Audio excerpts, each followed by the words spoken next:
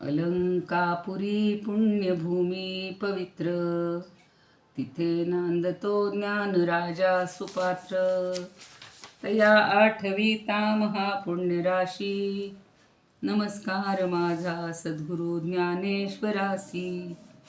नमो नंताय शुद्धाय कूटस्थायात्मने नमः. प्रेमांबुधिविहाराय ज्ञानराजाय ते नमः. माधुर्यरसकल्लोला शिवशक्तिस्वरूपिणीं, अमृतानुभवार्थाय वंदे ज्ञानेशनंदिनीं. ज्ञानदेव गुरु ज्ञानदेव तारू, उतरिल पैल पारू ज्ञानदेव.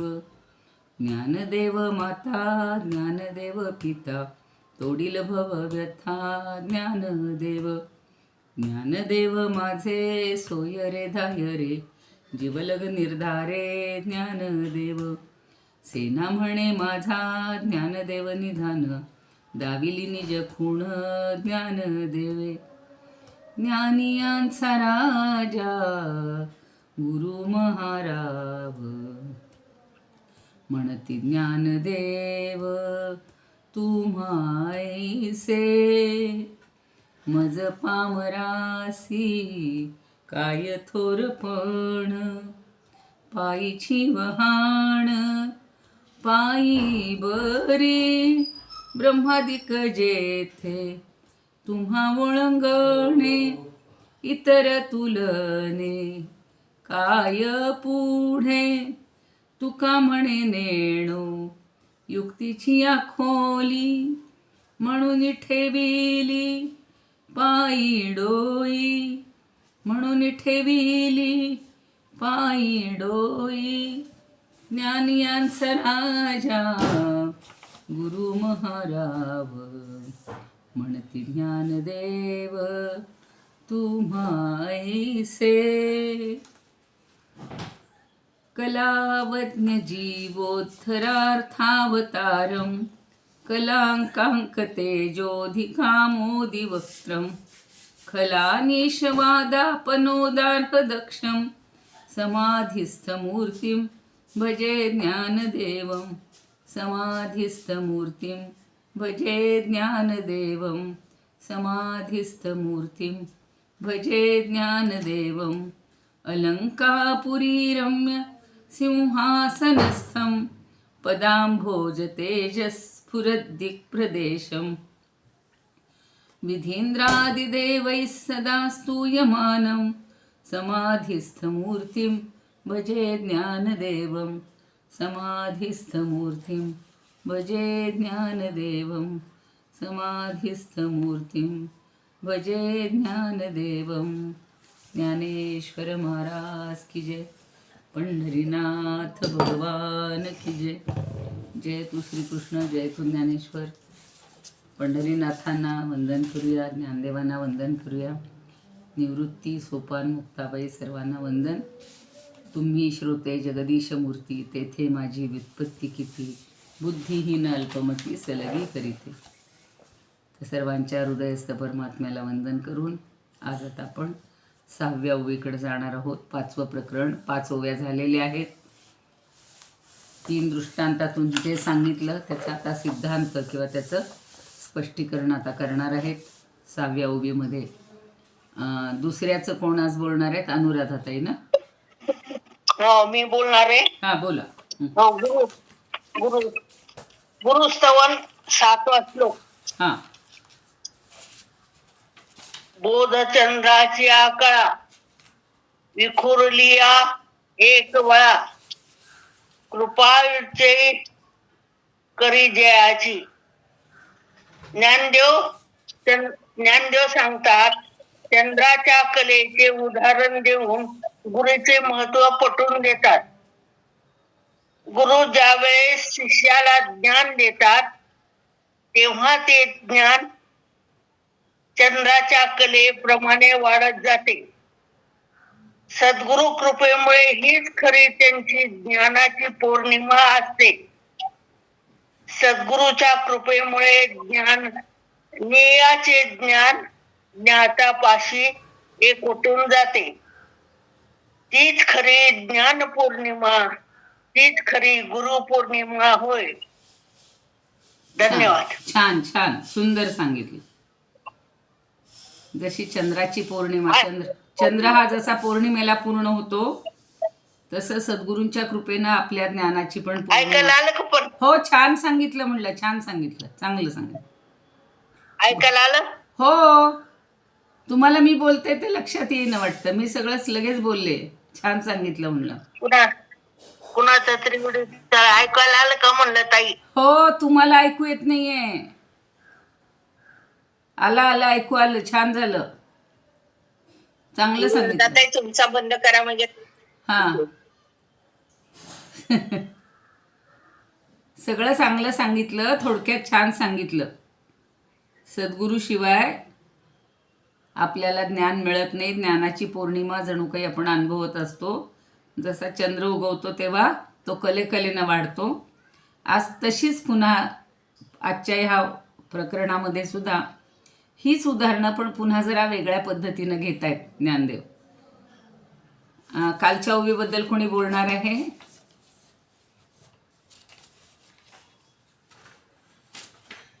कालचा दृष्टांत कुणाला आवडला असेल, कळला असेल? जय श्रीकृष्ण ताई. बोला. आज सांगू का? जेवढं मला समजलंय हा तेवढं. हा सांगा ना, सांगा सांगा. हा. तिन्ही ओव्या एकत्र नाही पण एक घेते. हा ओवी तिसरी आहे. हा तुझ्या धृती मार्दव या तिही ती उणीव हे देखी हे सावेव कापुरी एकी. पूजा धृती मार्दव या तिही उणीव हे देखी हे सावेव कापुरी एकी. कापूर म्हटले की त्याचा पांढरेपणा, रंग, सुगंध आणि मौसतपणा जाणवतो. तरी पण हे तिन्ही गुण कापुराचे वर्णन करण्यासाठी तसे उणेच पडतात. पांढरा रंग, सुगंध इतर ठिकाणी आढळतो, दिसतोच आहे. पण हे तिन्ही गुण कापुराच्या बाबतीत परिमळात एकरूप होऊन जातात. तसेच परमात्म्याचे स्वरूप सच्चित आनंद हे ब्रह्मानंदात परिवर्तन होतं की त्याच्यामधनं समजतं. जरी वेगवेगळे दिसले हे तीन गुण सच्चित आनंद, पण शेवटी ते आनंदातच एकत्र होतात. असं काय त्याचा अर्थ? अगदी बरोबर, अगदी बरोबर. छान. धन्यवाद. हो, कापुराचे तीन जरी वेगळे असते तरी शेवटी ते एकच होतं, एका याच्यात ते एकत्र होतात. बरोबर, असाच अर्थ आहे ना त्याचा? असाच. धन्यवाद ते. दुसरं उदाहरण कोणतं दिलं होतं? कापुरालाच सांगितलेलं आहे पुन्हा. अंगे किर उजाड, कापुराचे दोन्ही हे होते. आणि तिसरी पण ओवी कापराशीच लागू होती. ऐसे एके कापूर तिन्ही ये तिन्ही उणी या परी आठणी सात. बरोबर, तुम्ही तिन्हींचं थोडक्यात सांगितलं की जसं सच्चित आनंद या तिहांची मेळणी किंवा आटणी म्हणजे एकरूपता ही ब्रह्मानंदात होत असते. म्हणजे सच्चित आनंद यांची परिणती ब्रह्मानंदातच होते. छान सांगितलं.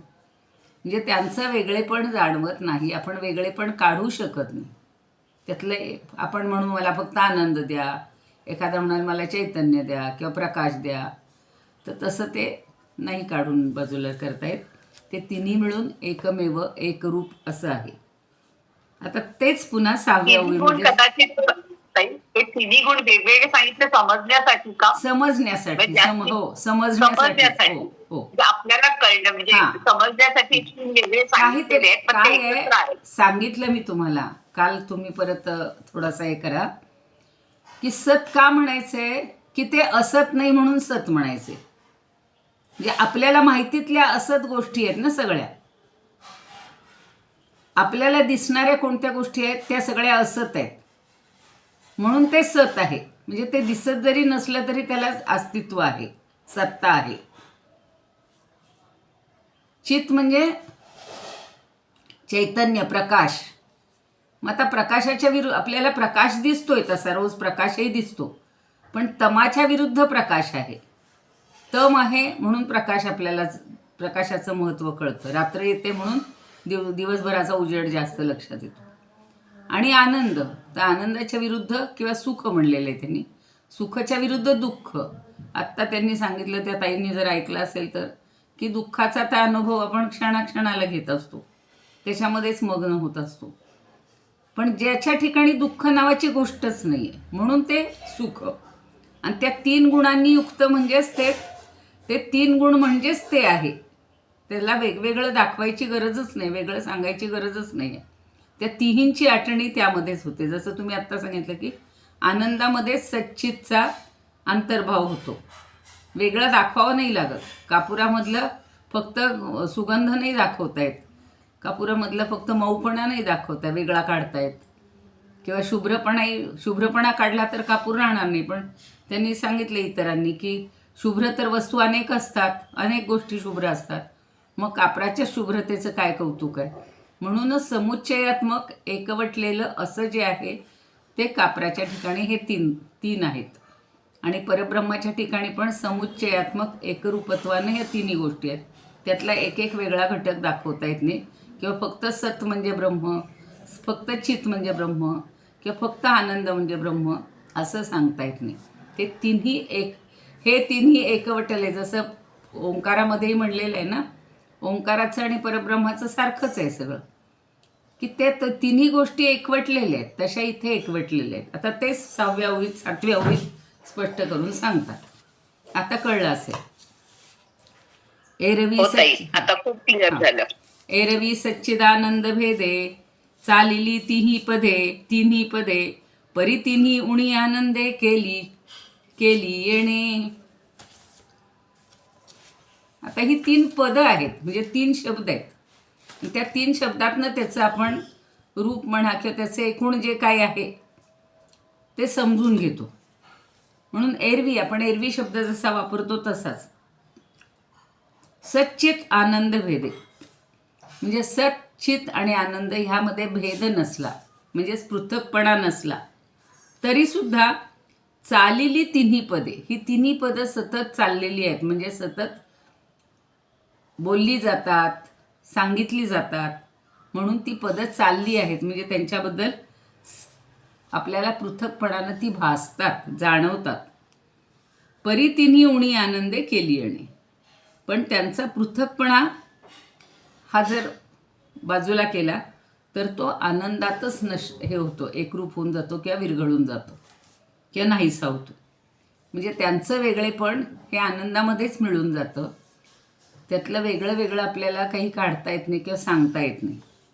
आता एरवी हा शब्द त्यांनी म्हणजे नाही तर अशा अर्थी म्हणायचे, की आनंद किंवा प्रेम हे सोडून ज्ञानाच्या वेळी परब्रह्म सच्चित आनंद असं अंशभूतानं अनुभवलं जातं. त्याच्यात तोही अंश आहे, सच्चाही अंश आहे, चित्तचा पण आहे आणि आनंदाचा पण अंश आहे.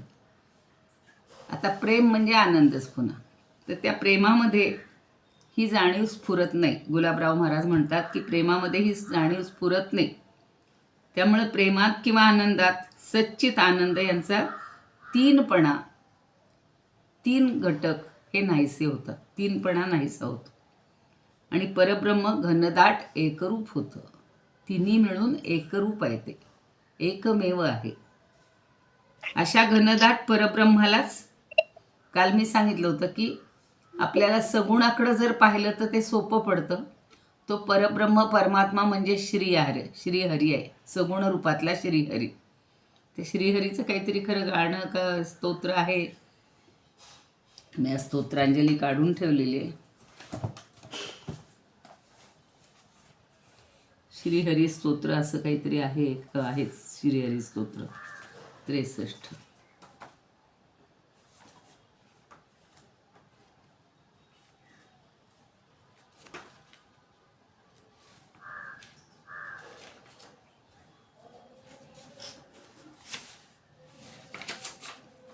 मोठा आहे जरा, सहज श्रीहरी आलाय म्हणून एखादं त्यातलं हे म्हणते.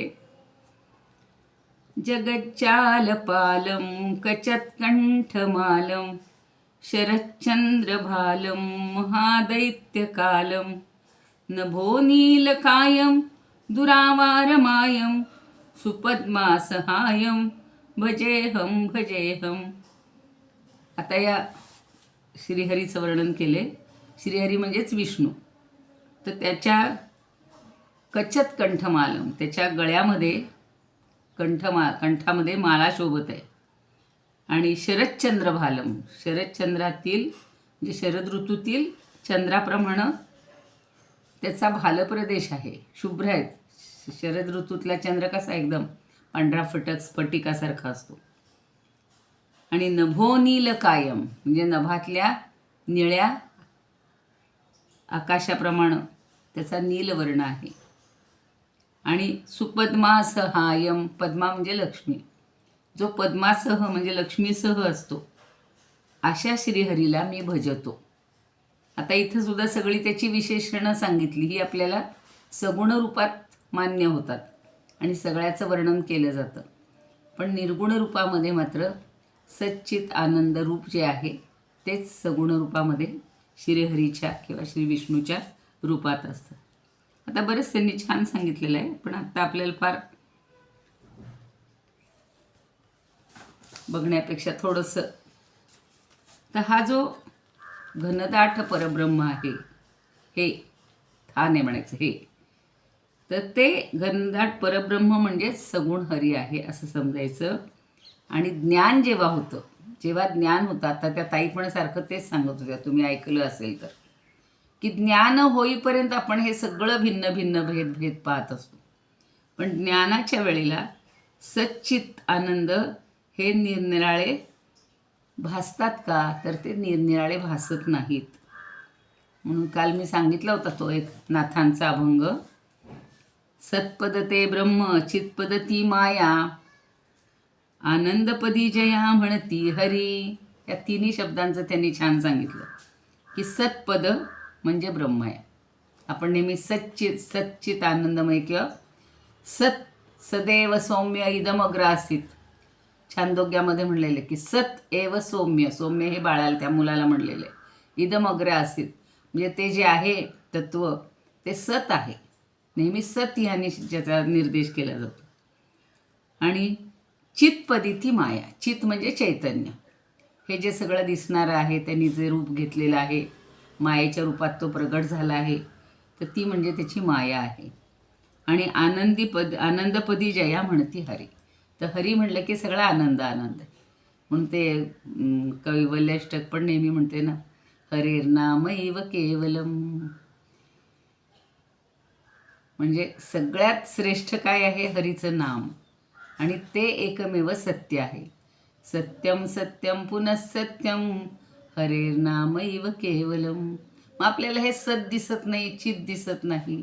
चित म्हणजे माया दिसतीये, पण ते सत परब्रह्म दिसत नाही. म्हणून मग आपल्याला कुठल्या तरी रूपामधलं ते परब्रह्म सगुण रूपात सापडायला किंवा शोधायला बरं पडतं. सत्पद निर्गुण चित्पद सगुण, सगुण निर्गुण हरी पायी, सगुण निर्गुण हेतू गोविंदू रे. हरी कसा आहे, सगुण पण आहे आणि निर्गुण पण आहे. तत्सदिती ऐसे पैल वस्तूवरी, गीते माझी हरी बोली येले. आता आपण नेहमी महावाक्य तुम्ही ऐकले असतील, तत् त्वम एव, आपलं त्वम ब्रह्मासी असं म्हणलं जातं, पण तत् त्वम असी. हां, तत् म्हणजे ते, हां तेच तत्त्वम असी. तत् म्हणजे ते, त्वम म्हणजे तू, असी म्हणजे आहेस. इथं त्या त्वचा उल्लेख होत असतो. आणि तत्सदिती ऐसे पहिलं वस्तूवरी, जी पल्याड आहे ती वस्तू अजून आपल्याला दिसलेली नाही आहे. आपण नुसतं म्हणतोय मला ब्रह्म दिसलं पाहिजे, मला ब्रह्माची जाणीव व्हायला पाहिजे, पण अजूनही आपण क्षणाक्षणाला देहावरच आहोत. आता त्या ताईंनी सांगितलं की डोकं दुखतंय, तर आपण दुसऱ्याचं डोकं दुखत असेल तर तटस्थपणानं पाहतो, पण आपलं डोकं म्हणजे घेऊनच बसतो. आता समजा माझा पाय दुखतोय, तर सारखं डोक्यात म्हणजे आपण हे काही करत राहिलो की त्या पायाकडे दुर्लक्ष होतं, तटस्थ असतो आपण. पण कामधंदा नसला, काही नसलं की बरोबर पाय दुखी दिसून नये लक्षात येते. म्हणून तत्सदिती ऐसे पहिलं वस्तूवरी, गीते माझी हरी बोलले. म्हणून भगवंतांनी गीतेमध्ये सांगितलेलं आहे की ते परब्रह्म कसं आहे, ते आपण समजून घ्यायला पाहिजे आणि ते जेव्हा होईल तेव्हा ते ज्ञान होईल. पण हरिपद प्राप्ती भोळ्या भाविकांची, हे सगळ्यात सोपं आहे. भोळे भाविक जे आहेत, जे भक्त आहेत, त्यांना हरिपदाची प्राप्ती, म्हणून आपण रोज म्हणतो ना रामकृष्ण हरी मंत्र हा जपावा. तर तो मंत्र सगळ्यात सोपा आहे आणि हरिपद हे आपल्याला सामान्यांना समजण्यासारखं आहे. अभिमानी आसी गर्भदान गर्भवास, आणि ज्याला सारखा अभिमान आहे या देहाचा त्याला पुन्हा गर्भवास आहेच. आपण मला त्या काय बरं आजच्या कालच्या ह्याच्यामध्ये कुठंतरी मी त्याचा उल्लेख केला. माधव जुलियनांची जी कविता आहे का, मी बोलले त्या दिवशी, मला आठवत नाही इथेच वर्गात. म्हणजे आईची कविता त्यांनी जी रचलेली आहे आईवर, तर ती म्हणजे प्रेमस्वरूप आहे. आणि आई पुन्हा मला तीच आई मिळायची असेल तर मी पुन्हा तिचा पुत्र व्हायला पाहिजे अशी त्यांनी अपेक्षा केलेली. घे जन्म तू फिरोनी येईन मीही पोटी, खोटी ठरवून देवा ही एक आस मोठी, प्रेम स्वरूप आई. आपण या नात्याशी इतके घट्ट बांधलेले असतो की आई म्हणजे आपला जीव की प्राण असतो. आईला बाळ म्हणजे आपलं मुलगा असो मुलगी असो, जीव की प्राण असते. आत्ताच कालच्या घटना बघा त्या अजितदादांच्या. तर त्यांची जी पायलट होती तिचे वडील इतके नाराज, इतके रडत होते की सांगा ना, ती नुकतीच सांगून गेली की मी उद्या इथे येते, अजितदादांबरोबर येते, आणि ती अशी नष्ट व्हावी. किती कसे धाक असतात. तर ह्या ज्या गोष्टी आहेत, आता त्या माधव जुलियनांसारखंच त्या मुलीलाही झालं असेल की तिच्या आईवडिला नाही वाटत असेल की हिनं फिरून आमच्या पोटी जन्म घ्यावा, म्हणजेच आम्हाला पुन्हा जन्म घ्यायला पाहिजे.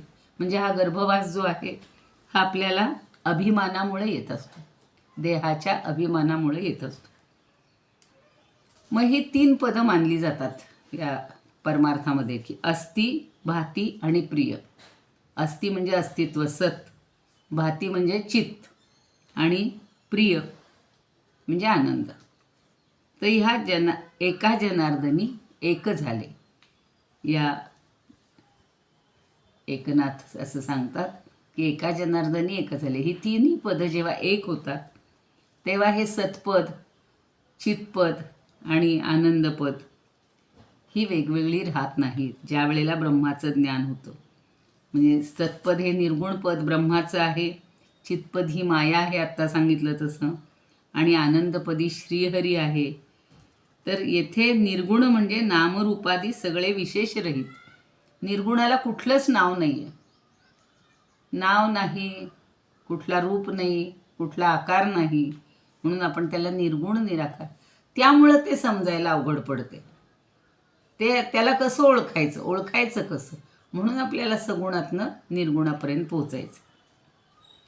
आणि मग त्याच्या रहित, या सगळ्या उपाधी रहित किंवा विशेषणांनी रहित असं हा परब्रह्माचं प्रत्यय येतो. आणि म्हणून ज्ञानदेवांनी सुद्धा 18व्या अध्यायाच्या एका ओवीमध्ये म्हणले नाही 13व्या अध्यायातली 266वी ओवी, मी खरं ती शोधणार होते, आत्ता ठेवली होती ज्ञानेश्वरी. तरी केवळ जी सत्ता तो पुरुष गा पांडू सुता, म्हणजे ती सत्ता ही आता पुरुषाची, पुरुष म्हणजे तो जीव, आणि निर्गुण परब्रह्माचं केवळ सत्तारूप म्हणूनच वर्णन केलेले. आणि चितपद हे स्फुरण रूपानं आहे, म्हणजे शक्तीचा आविर्भाव जो आहे तो पुरुष. आपण मागे पाहिले दासबोधात की पुरुष आणि प्रकृती किंवा शक्ती आणि शिवाचेही पाहिले की ते 2 भिन्न नाहीच आहेत, ते दोन्ही मिळून एकच आहेत, नावं फक्त वेगळी दिलेली आहेत. म्हणून तो शिवपुल्लिंगी आणि स्त्रीलिंगी शक्ती असं नाही आहे, ते दोन्ही एकच आहेत, हे पुन्हा लक्षात ठेवायचं. आणि आनंदाचा जो अंश आहे, आनंदाच्या अंशाच्या ठिकाणी सत्पद चितपद त्याला मिळून गेल्यामुळं सगुण आकार हरी झाला. पण सच्चिदानंद हे 3ही अंश एकवटून झालेला आहे, तो म्हणजे निर्गुण ब्रह्म. त्याला कुठलाही धर्म नाही, कुठलंही रूप नाही, कुठलाही आकार नाही. म्हणून सत हे तत आहे. मगाशी जे झालं ना तत्वमसी, तर सत हेच तत आहे. तत म्हणजे ते, जे सर्वाही जगा परवते, जे एक सर्वही देखते, तच्छब्दे बोली जे ते पहिलं वस्तू. पहिलं म्हणजे पलीकडचे. ज्ञानदेव सगळं ज्ञानदेव आपापलं सगळ्या ज्ञानेश्वरीतही त्यांनी तेच समजावून दिले, चांगदेव पासष्टीतही दिले, आता अमृतानुभवमध्ये देत आहेत. फक्त आता हे वेचून वेचून काढले. तिथे इतक्याला श्लोकांची इतक्या ओव्या झाल्यात, ती आपल्याला कुठे आता सगळं 17वा अध्याय शोधायला जायचं. त्यापेक्षा एका ओवीतनं आपल्या लक्षात येतं की पहिलं वस्तू म्हणजे सगळ्या जगाच्या बुडाशी अधिष्ठान रूपानं, सगळ्या जगाचं अधिष्ठान कोण आहे? ही वस्तू आहे, पहिलं वस्तू आहे. पहिलं वस्तू म्हणजे पल्याड आपल्याला जी दिसत नाही ती, म्हणून तिला तत् म्हणतात. तत् म्हणजे ते तूच आहेस असं गुरुजी सारखं सांगतात. गुरु रोज सांगतात शिष्याला, तत्वमसी तत्वमसी.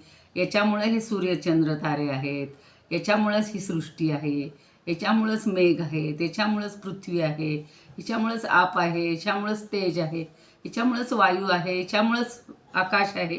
हे जे सगळं ब्रह्मांड आहे, हे ज्याच्यामुळं आहे ते, आणि ते म्हणजे ते तत्व, ते तूच आहेस. एवढं फक्त आपण लक्षात ठेवायचं. आणि तिलाच पहिलं वस्तू असं गुलाबराव महाराज सांगतात. आणि ज्याला ज्याला नाम आहे, ज्याला ज्याला कार्य आहे, काहीतरी नाम आहे, नाव आहे, त्या ज्या सगळ्या वस्तू आहेत त्या तात्विक दृष्टीनं खऱ्या नाहीत. त्या आत्ता ह्या सगळ्या नाशवंत आहेत. आणि ह्या जेव्हा नाशवंत दिसतील तेव्हा ते तत् आपल्याला दिसेल की खरं तत् काय आहे, खरं सत्य काय आहे, खरं चिरंतन काय आहे. म्हणून शंकराचार्यांनी सुद्धा काय सांगितलं, छांदोग्य उपनिषदाच्या याच्यामध्ये सांगितलंय की सर्वच नामरूपादी सदात्मनेव सत्यम विकार जातम. हे सत्यच विकार रूपानं, त्याच्यात बदल झाले. मूळ सत्य जे आहे त्याच्यात बदल होत नाही, पण विकृत जे झाले, विकार ज्याच्यामध्ये झालं, ते हे सगळं जग आपल्याला दिसतं. आता जास्त हे करण्यापेक्षा एखादं संस्कृतची किंवा हे बघूया, सोप्या भाषेत काय सांगतायत की सहजरित्या सच्चित आनंद ही तिन्ही पदं भिन्न भिन्न दिसतात, पण शब्दातीत जो आनंदरूप परमात्मा आहे त्याने या तिन्ही पदाला उणेपणा आणलेला आहे. म्हणजे त्या परब्रह्मामध्ये ही तीन पदं सारखी सांगायची गरज पडत नाही. तिन्ही मिळून एकच आहे, एवढं आपण कालपासून शिकतोय. आणि ज्ञानच सत्ता आहे आणि ज्ञानच आनंद आहे. सत जे आहे त्याहून चित किंवा आनंद, किंवा आनंदाहून सत किंवा चित, हे भिन्न भाव पाडता येत नाही. आपण एखादं घर घेतलं तर आपण लगेच सांगतो बघा, ही आता मी सांगते की ही माझी स्टडी रूम आहे, अमुक अमुक आमचं स्वयंपाकघर आहे, अमुक अमुक आमचं बैठक खोली आहे, अमुक आमची शयनगृह आहे, बेडरूम आहे, असं जे आपण सांगतो. पण बाहेरून जेव्हा घर पाहतो तेव्हा एक रूपानंच पाहतो की नाही. तेव्हा सांगतो का हे आमचं बेडरूम आहे? नाही. आत आल्यावर हे सगळे भेदभाव सांगत असतो. पण बाहेरून एक घर आहे, गृह, बंगला म्हणा, काही म्हणा, फ्लॅट म्हणा, तसं आहे की ह्या बाहेरून आपण ह्या तीन म्हणजे आतून ह्या तीन गोष्टी एकरूप झालेल्या आहेत. बाहेरून मात्र आपण त्याला एकसंध असंच पाहत असतो आणि आतून मात्र त्या वेगवेगळ्या दिसत असतात. म्हणजे तीन भिन्न नाहीत. फक्त लक्षात ठेवायचं ह्या ओवीचा अर्थ किंवा सगळ्या दृष्टांताचा अर्थ एवढाच आहे की तीन वेगळ्या गोष्टी नाहीत, तिन्ही मिळून एकच आहे. किंवा तीन वेगवेगळे अवयव नाहीत. सगळं आता बघा ना, देह म्हणलं की मनुष्य म्हणलं की, आता मी कालही म्हणलं की आपला एक ठराविक साचा आहे, वर डोकं, कान, सगळं जिथल्या तिथं. अरे बापरे,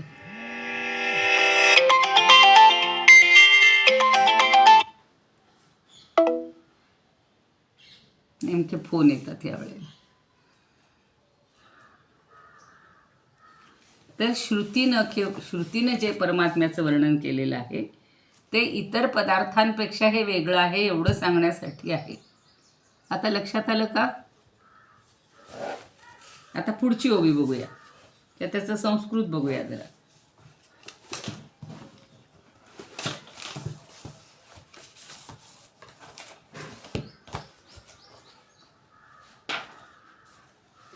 काही कोणती ओवी चालू आहे? मी 2 दिवस नव्हती मी म्हणून विचारते. सहावी पहिलीच ओवी ओवी. चालू आहे का? सहावी 6वी आहे. हा 6वी ओवी चालली. ऐरवी सच्चिदानंद भेदे चालिली तिन्ही पदे परी तिन्ही उणी आनंदे केली येणे अशी ओवी येते. हा, हा, हा. बर आता बघा 6 मध्ये एवं सदादिभेदेन प्रवृत्तम यत्पदत्रयम् परंतु न्यूनितम चैतत आनंदे नैव केवलम.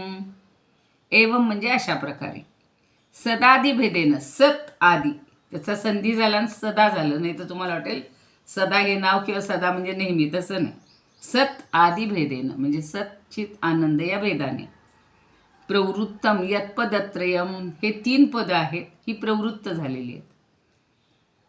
परंतु न्यूनितम चैतत आनंदे नैव केवलम हे वाक्य काल झालं होतं सांगून की न्यूनितम म्हणजे ते त्याचं वेगळे पण दाखवता येत नाही, कारण आनंदामध्येच त्या तिन्हींचा समावेश होतो. एरवी सच्चिदानंद भेदे चालली तिन्ही पदे परी तिन्ही उणी आनंदे केली येणे.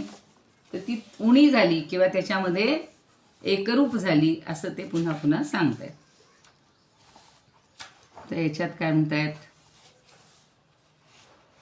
नाही तरी सच्चित आनंदे करोन भासती हितीन वेगळाली परी तिन्ही हिती होती एक रूप आनंद स्वरूप परब्रह्मी.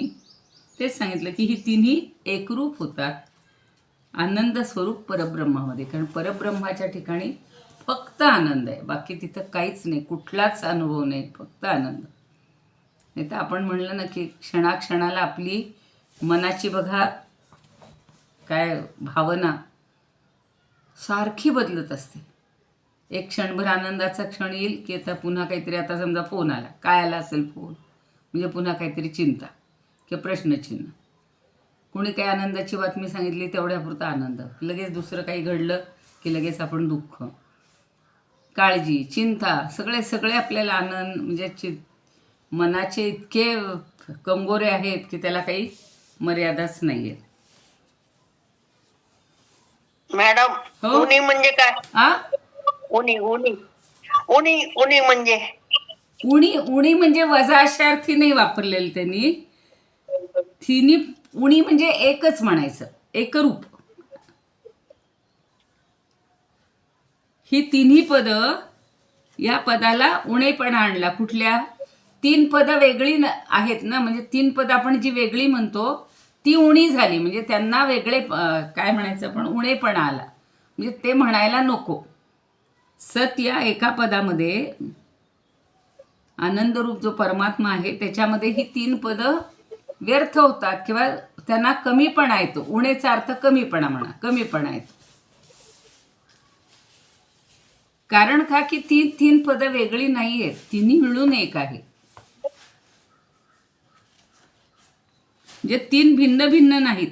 अमृताचं, सोन्याचं, ती जी उदाहरणं पाहिली होती ती पुन्हा आठवा की जसं अमृताच्या ठिकाणी तो द्रव पदार्थ, द्रवरूपता, माधुर्य हे सगळं एकाच ठिकाणी होतं, ते वेगवेगळं काढता येत नव्हतं.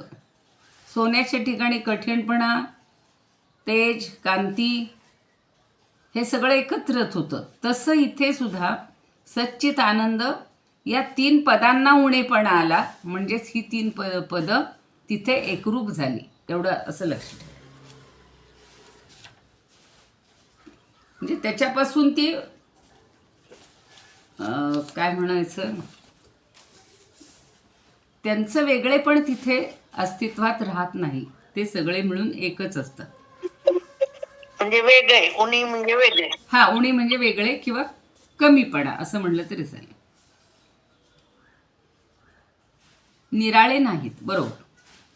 आता पुढची ओवी बघा. पुढची ओवी मगाशी म्हणलं ना, मगाशी तुम्ही चंद्राचं सांगितलं ना उदाहरण, तेच आता इथे 7व्या ओवीमध्ये घेते.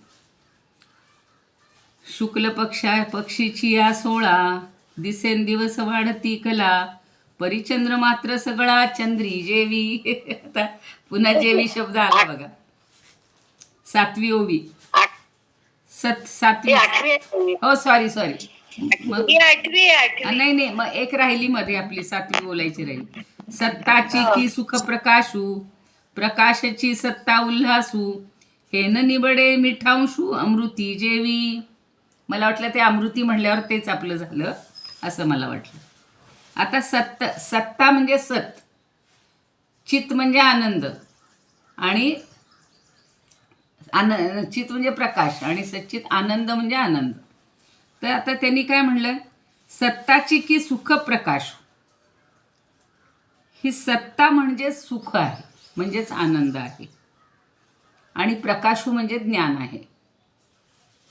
तर सत्ताच आनंद पण आहे आणि ज्ञान पण आहे.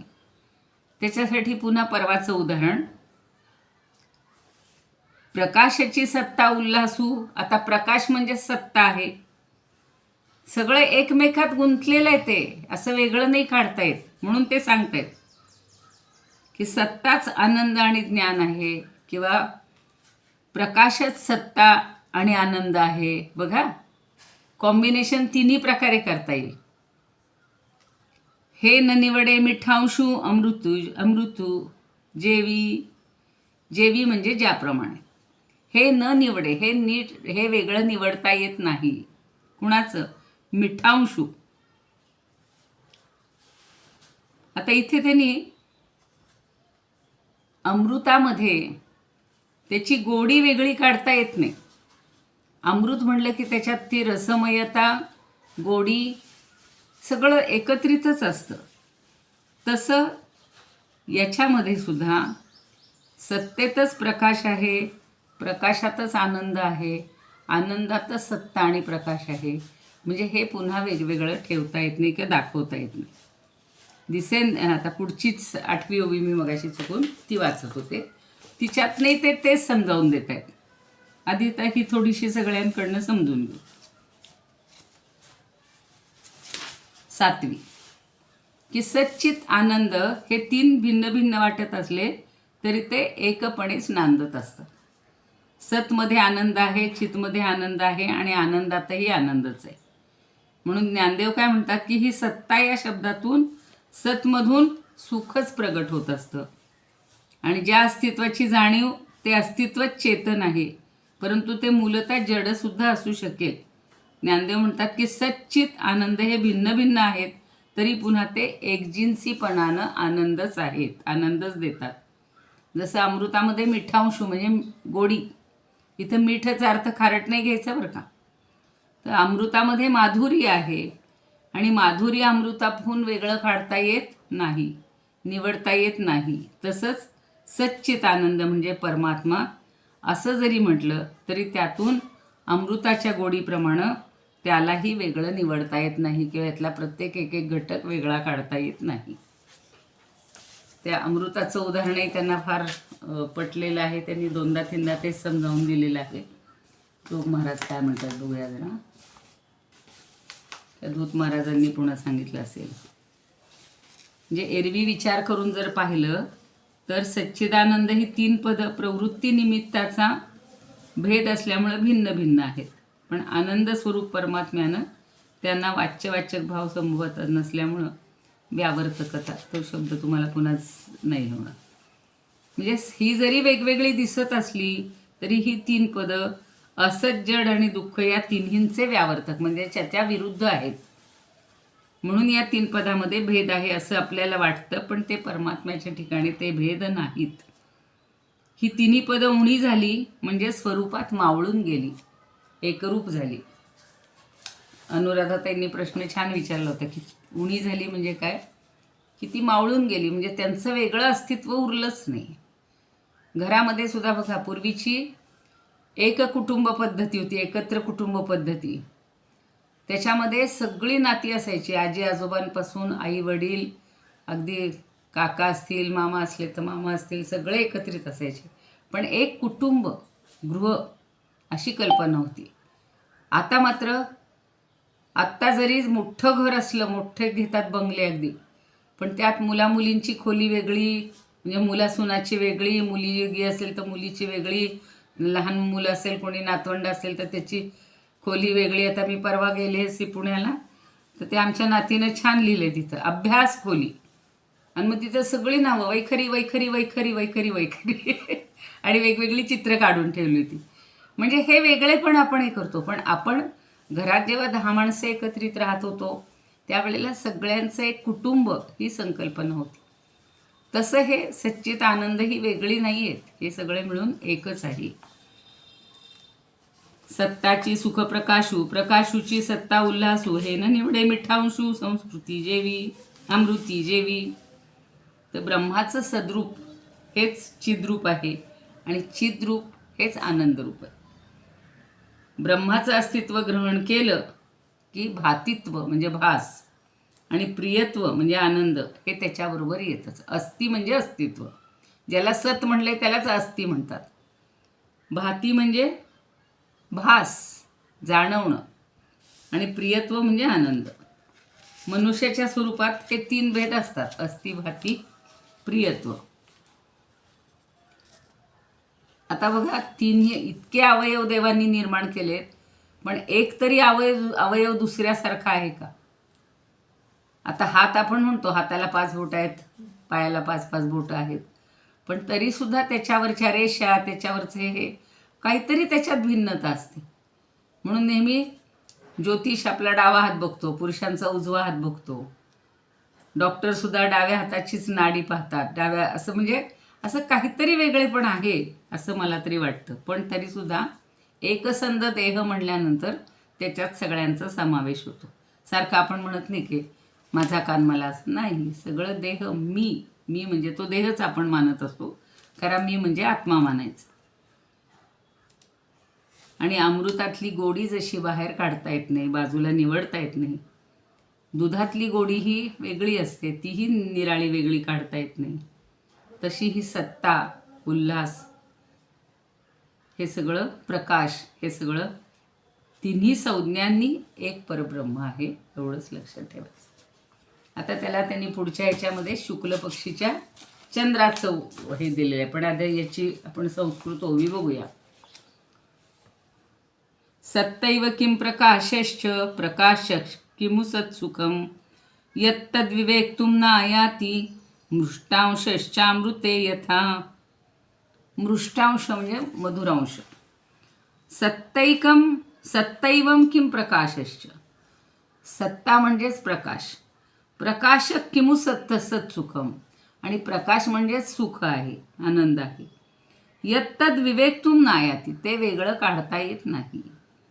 मृष्टांशुश्चामृते यथा, जसं अमृतातली गोडी वेगळी काढता येत नाही तसंच तेच सांगितलं. पण संस्कृत शब्द छान वाटतात ऐकायला. आता अभंगामध्ये काय म्हणतात? सत्ताची आनंद, सत्ताची की ज्ञान, न होती ही तीन वेगळाली. ज्ञानची की सत्ता, ज्ञानची आनंद, नांदतो अभेद तीही माझी. अमृताची गोडी, अमृतापासून वेगळी काढून घ्यावी कैसी. कैसी घ्यावी? येईल का अमृताची गोडी कोणाला वेगळी काढायला? नाही येणार.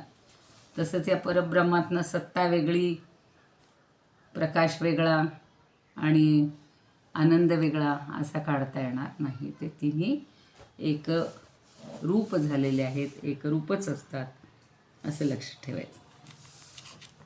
आणि ते इतर पदार्थांपासून वेगळं दाखवण्यासाठी हे 3 दाखवलेत, पुन्हा लक्षात ठेवा. नाही तर तुम्हाला वाटते मग हे 3 सांगितलेच कशाला पहिल्यापासून आम्हाला? सच्चित आनंद म्हणजे परब्रह्म. तर ते सत हे असतच्या विरुद्ध आहे, चित हे जडच्या विरुद्ध आहे, आणि आनंद हे दुःखाच्या विरुद्ध आहे. ते सगळे पदार्थ आपल्याला जाणवतात, हे मात्र एकरूपतेत असूनही किंवा वेगळेपणाने जाणवत नाही. आपल्याला दिसत नाही पण ते आहे. आणि ते कधी जाणवेल? या असत्वरची गोडी कमी होईल तेव्हा. या संसारातली जेव्हा गोडी कमी होईल, संसाराची आसक्ती जेव्हा कमी होईल, संसाराबद्दलचं प्रेम कमी होईल, त्यावेळेला आपल्याला ह्या सतचा आनंद मिळणार. सच्चित आनंद स्वरूप ते जे काही एक परब्रह्म आहे, परमात्मरूप आहे, तेव्हा ते आपल्याला समजणार. आता हे आज उदाहरण फक्त अमृताप्रमाणे, अमृताच्या गोडीप्रमाणे दिले. उद्या आपण चंद्राची जी ओवी आहे ती समजून घेऊ. चंद्राची ओवी वाचून ठेवते. नाही आता उद्या नाहीच आहे, शनिवार आहे नाही का? हो, आता शनिवार, रविवार, सोमवार आता जरा अवघडच आहे. मी जी काही असेल सूचना ती याच्यावर टाकीन बरं का, ग्रुपवर. सगळ्यांनी पहा उद्यापासून. उद्या म्हणजे सोमवारीपासून. कदाचित सोमवारचं होऊ शकेल. आम्ही गडावर जाणार आहे रविवारी, पण इथं ती ह्याची मिरजची दिंडी येते आणि त्यांनी आम्हाला खरं 4 दिवस बोलवलं होतं, तुम्ही त्या दिंडीत सहभागी व्हा. पण निदान शेवटच्या दिवशी इथं ते सातारला आल्यानंतर त्यांच्यात सहभागी व्हायचे आणि त्यांच्याबरोबर नाही गेलो तरी आम्ही गाडीतनं जाऊन पुन्हा त्यांना तिथे जॉईन होतो गडावर. त्यामुळं सोमवारी, रविवारी तर जाणारच आहे. सोमवारी येऊन आपला क्लास झाला तर मी कळवीन आहे म्हणून. फक्त नाही असं डोक्यात घेऊ नका, आहे असं डोक्यात घ्या. आणि जर नाही झाला तर मी कळवीन की आज मला काही घेता येणार नाही. पण असं आत्ताच डोक्यात नका ठेवू की नाही होणार. हा लक्षात. आणि मंगळवारी ती दिंडी आमच्या घरी येणार आहे, पण ती सकाळी येणार आहे. जर आम्ही इथे राहिलो तर मी घेणार नाही, तर मग मंगळवारपासून आपल्याला पुढे जरा विश्रांती घ्यावी लागणार आहे. पण हे जे चाललं आहे हे प्रकरण, तुमच्याकडे जी पुस्तकं असतील पूर्वीचं सगळं वाचून ठेवा. आत्ताचंही पुन्हा वाचत राहा. ती उदाहरणं तुमच्या डोक्यात बसू द्यात. एवढं करायचं. मग चंद्राची फक्त ओवी. चंद्राचं अगदी सोपंच आहे, जे आत्ता मगाशी वाचलं ना तसंच. शुक्ल पक्षीच्या 16 दिवसा वाढती कळा, परिचंद्र मात्र सगळा चंद्री जेवी. चंद्री म्हणजे चंद्राच्या ठिकाणी. आता आपल्याला माहिती आहे प्रतिपदेपासून पौर्णिमेपर्यंत चंद्राची एक एक कला वाढताना आपल्याला दिसते. म्हणजे त्या 15 कला झाल्या की बरोबर पौर्णिमा असते. आणि शुक्ल पक्षीच्या म्हणजे 16 कळा असं त्यांनी म्हटले. त्या वाढत वाढत जातात आणि पुन्हा एक एक एक एक कमी कमी होतात. दिवसा वाढती कळा, परिचंद्र मात्र सगळा चंद्री जेवी. पण जरी अमावस्येला तो दिसत नसला तरी तो चंद्र असतोच. जसा आहे तसा पूर्ण असतो. म्हणजे चंद्र जेवी म्हणजे जसा, ज्याप्रमाणे सगळाच्या सगळा तसाच असतो. चंद्राच्या ठिकाणी तो पूर्णच असतो. आपण आपली ही कला वाढली किंवा एक एक एक एक हे वाढतीये, कोर ही वाढत वाढत जाते आणि म्हणून ती पौर्णिमेचा पूर्ण चंद्र अशी आपल्या मनात कल्पना असते. पण चंद्राचा देह कधी वाढत नाही, चंद्राचा देह कधी कमी होत नाही. आपण आपलं त्याला हे करत असतो. तसे ह्या परमात्म्याचा देह कधी, म्हणजे परमात्मा कधी कमी होत नाही, वाढत नाही. त्याची 3 रूपं आहेत किंवा 3 काय म्हणू धर्म आहेत. ते जसेच्या तसेच त्यात सामावलेले असतात. जसं चंद्रामध्ये सगळ्या कळा या सामावलेल्या असतात. म्हणजे अमावस्येला चंद्र मरतो, दिसत नाही म्हणजे मरतो असं नाही आहे, तो नसतो असं नाही, तो असतोच. किंवा पौर्णिमेला वाढलाय वाटतं तर तो काही वेगळा वाढलेला नसतो. तो आपल्याला त्याचा पूर्ण आकार दिसतो म्हणून आपण त्याला त्या दिवशी तिची पूर्ण वाढ झाली म्हणून त्याला पौर्णिमा किंवा त्याचा पूर्ण चंद्र अशी कल्पना करतो. तो अर्धा चंद्र नसतो. सकाळीच सांगितलं ना त्या ओवीमध्ये की अर्धा चंद्र मस्तकावर भगवान शंकर ठेवतात. मग पूर्ण चंद्र का नाही ठेवला त्यांनी? शीतलता येण्यासाठी. त्या अर्ध्या चंद्राने सुद्धा तेवढंच काम झालं, पूर्ण चंद्राने तेवढंच झालं असतं. पण अर्धा हा जरा सांभाळायला त्यांना सोपा म्हणून त्यांनी अर्धा, किंवा जगासाठी त्यांनी स्वतः अर्धा घेतला असं म्हणूया आपण. चला मग आता ह्या 8 ओव्या झाल्या. त्याच्यातल्या सोमवारचा झाला तर आपला एक होऊन जाईल त्याच्या दिवशी. आणि समजा आम्हाला त्यांच्याबरोबरच कुठे थांबावं लागलं किंवा नाही आलो तर मग कदाचित त्या दिवशीपासून क्लास घेता येणार नाही. काल मी म्हटलं तसं होईल. आता आपण प्रार्थना म्हणूया. इदमुपकर्तुं भुवनमण्डलं समुदितमिव भास्करं सादरं वन्दे ज्ञानेश्वरं. त्रिभुवनमाता भगवद्गीता लोकमंगला लोकविश्रुता लोकहितं संततं ध्यायता येन ज्ञानेश्वरी विरचिता श्रित्वा प्राकृतगिरं सादरं वन्दे ज्ञानेश्वरं सादरं वन्दे ज्ञानेश्वरम् गीताशास्त्रं वाम्बुधिकल्पं नवन्तदीयं वयः क्वचाल्पं विषयः विपदां व्रात्यमनल्पं वाग्यज्ञेन च येन भूषितं सरस्वतीमन्दिरं सादरं वन्दे ज्ञानेश्वरं सादरं वन्दे ज्ञानेश्वरम् यत्र शारदा कृपाप्रसादः यस्य श्रवणात् परमानन्दः निहितो यत्रामृतनिःस्यन्दः काव्यतत्त्वयोः कृतवन्तं तत् रसायनं मधुरं सादरं वन्दे ज्ञानेश्वरं सादरं वन्दे ज्ञानेश्वरम् आरती ज्ञानराजा महाकैवल्यतेजा सेविती साधू संत मनुवेधला माझा आरती ज्ञानराजा लोपले ज्ञान जगी हित नेणती कोणी अवतार पांडुरंग नाव ठेविले ज्ञानी आरती ज्ञानराजा कनकाचे ताट करी उभ्या गोपिका नारी नारद तुंबरू हो सामगायन करी आरती ज्ञानराजा